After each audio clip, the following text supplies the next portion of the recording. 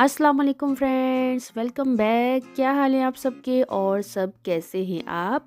आज हम बनाएंगे बहुत ही लजीज किस्म का भिंडी गोश्त, बहुत ही मज़ेदार बनने वाला है। तो चलिए इस रेसिपी को बनाना स्टार्ट करते हैं। भिंडी गोश्त बनाने के लिए सबसे पहले हमने गोश्त को गला लेना है और गोश्त को हम एक कुकिंग पॉट में इस तरह से डाल देंगे। फिर हम इसमें शामिल कर देंगे 2 अदद दरमियानी साइज़ की प्याज स्लाइस की हुई, लहसुन अदरक ग्राइंड किया हुआ तकरीबन 2 से 3 टेबलस्पून इसे हम शामिल कर देंगे। 1 टीस्पून नमक शामिल कर देंगे। हाफ टी स्पून हल्दी का पाउडर शामिल कर देंगे। 1 टीस्पून रेड चिली पाउडर शामिल कर देंगे। और बस मसाले डालने के बाद इसमें हम पानी शामिल कर देंगे। 4 कप पानी इतना शामिल करेंगे कि इसमें जो गोश्त वो अच्छे से गल जाए। और अब हम इसे अच्छे से मिक्स कर लेंगे और इसे अब हम मीडियम से लो फ्लेम पर कवर करके पका लेंगे ताकि जो गोश्त इसमें अच्छे से गल जाए। तो तकरीबन 40 से 45 मिनट हो गए हैं गोश्त को पकते हुए। हमने इसे गलने के लिए रखा हुआ था और अब हम इसे चेक कर लेंगे। साथ में हम इसे चेक भी कर रहे थे, तो अब हम आपको चेक करके भी दिखा देते हैं। अभी ये थोड़ा सा गर्म है, थोड़ा सा ये बहुत ज़्यादा गर्म हो रहा है। तो देखिए बहुत ही ज़बरदस्त तरीके से जो गोश्त इसमें अच्छे से गल गया है, आप देख सकते हैं। यहाँ पर हमने 3 से 4 अदद छोटे साइज़ के टमाटरों को अच्छा सा ग्राइंड कर लिया था। इसे हमने गोश्त में शामिल कर दिया है और इसे हम डालकर अच्छे से कर देंगे मिक्स इस तरह से। साथ में हम शामिल कर देंगे कुकिंग ऑयल, और कुकिंग ऑयल को फ्रेंड्स आप अपने हिसाब से कम ज़्यादा कर सकते हैं और मीडियम फ्लेम पर अच्छे से भूनते जाएंगे।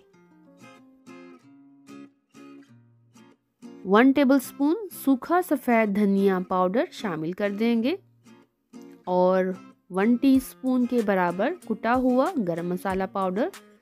ये दोनों मसाले डालने के बाद इसे हम अच्छे से मिक्स करते जाएंगे। तो देखिए गोश्त अच्छे से भून गया है, इसमें से जो ऑयल वो भी अलग होना शुरू हो गया है। 3 से 4 अदद हम डाल देंगे इसमें मोटी वाली हरी मिर्चें, आप कम ज़्यादा कर सकते हैं। अब हम लो फ्लेम पर गोश्त को कवर करके पका लेंगे दम पर। तो चलिए अब हम इसे कवर करके पका लेते हैं। तो चलिए अब हम दूसरी तरफ एक पैन में शामिल कर देंगे थोड़ा सा कुकिंग ऑयल। साथ में हम इसमें डाल देंगे 1 टीस्पून साबित सफ़ेद ज़ीरा। इसे हम कुछ सेकंड्स के लिए फ्राई करते जाएंगे और बस कटी हुई भिंडी शामिल कर देंगे। अच्छे से मिक्स कर लेंगे। भिंडियों को आप अपने स्टाइल से कट कर सकते हैं। अब हमें चाहिए 1 अदद लेमन। तो अब हम लेमन को भिंडियों के ऊपर इस तरह से निचोड़ते जाएंगे।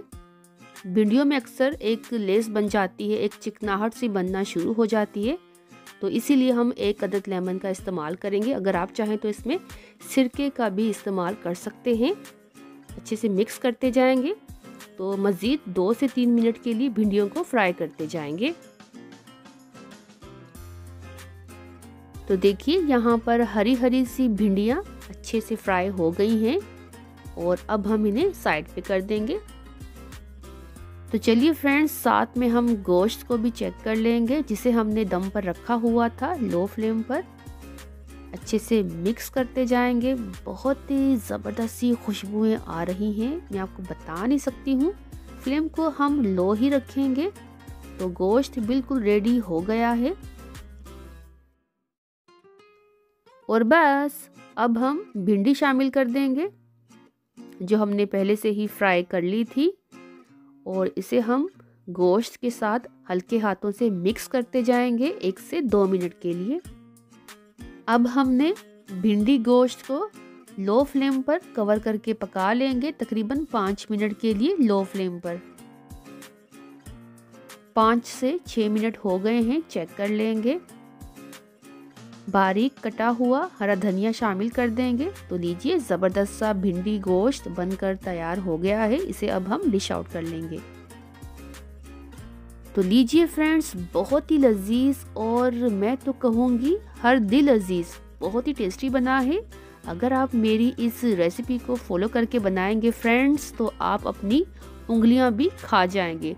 तो ज़रूर ट्राई कीजिएगा ये मज़ेदार सा भिंडी गोश्त।